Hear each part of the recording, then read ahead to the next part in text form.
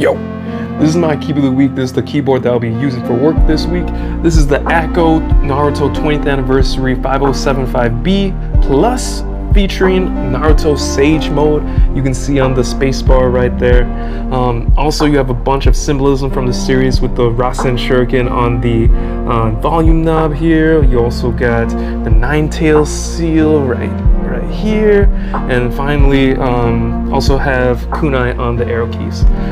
This is gasket mounted, can connect via wire, Bluetooth, or USB dongle. 75% layout. That is also hot swappable. Stock keycaps using Akko's Crystal switches. Let's give it a listen.